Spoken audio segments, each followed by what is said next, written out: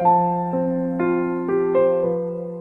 teman-teman, hari ini kita akan membahas tentang hakikat katekesi umat, yaitu tentang arti, makna, tujuan, proses, dan materi katekesi umat. Sebelum kita masuk ke materi, kami akan memperkenalkan diri terlebih dahulu. Perkenalkan, nama saya Anastasia Sinambela. Saya Priska Natalia Bukit. Saya Daniel Lubis.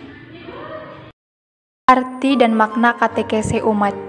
Katekesi umat dalam aspek antropologis, yaitu musyawarah iman.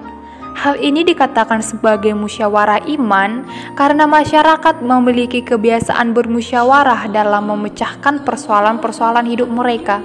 Dalam musyawarah akan terjadi proses. Yang pertama yaitu mengemukakan hal untuk dilihat dan dipahami. Yang kedua, masalah mulai diperbincangkan dan dilihat sebab dan akibatnya.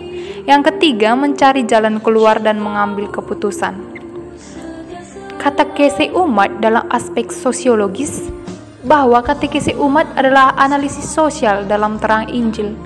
Dalam proses katekesi umat dengan tema-tema sosial masyarakat, sangat dianjurkan untuk melaksanakannya dengan pendekatan analisis sosial. Analisis sosial ini yaitu usaha nyata yang merupakan bagian penting dari usaha menegakkan keadilan sosial. Proses katekesi umat yang menggunakan pendekatan analisis sosial yaitu melihat dan menyadari gejala atau fenomena ketidakadilan sosial yang ada. Yang kedua, merumpunkan fenomena atau gejala ketidakadilan itu. Yang ketiga, mencari sebab akibat dari ketidakadilan. Yang keempat, merefleksikan dalam terang kitab suci dan ajaran gereja. Yang kelima, merencanakan aksi yang kemudian disusul dengan aksi nyata. Katekesi umat dalam aspek teologis, bahwa katekesi umat ini adalah komunikasi iman.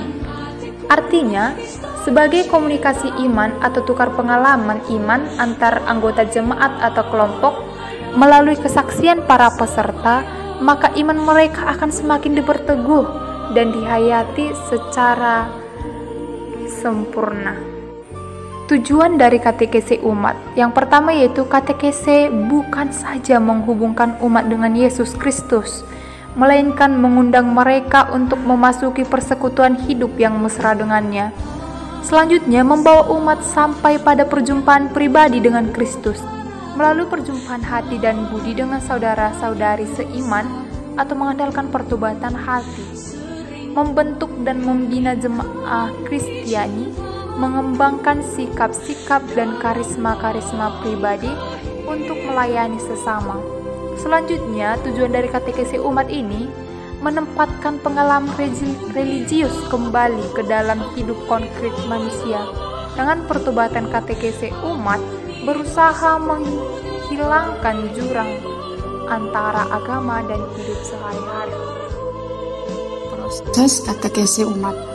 Pada dasarnya proses katekesi umat itu mengikuti proses pastoral gereja, yang dimana ada 3 langkah besar yang harus dialami dalam katekesi umat.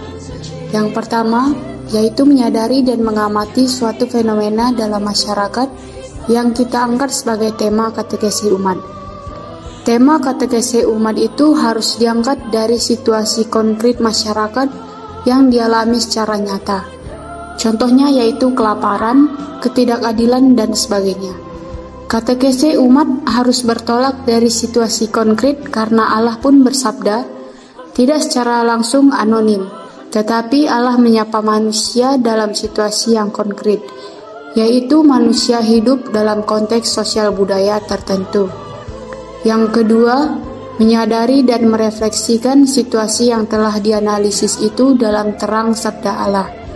Melalui kitab suci, umat diajak untuk mendengarkan Allah yang bersabda di tengah masalah yang mereka hadapi. Biasanya perikop kitab suci dipilih sesuai dengan kondisi yang dialami.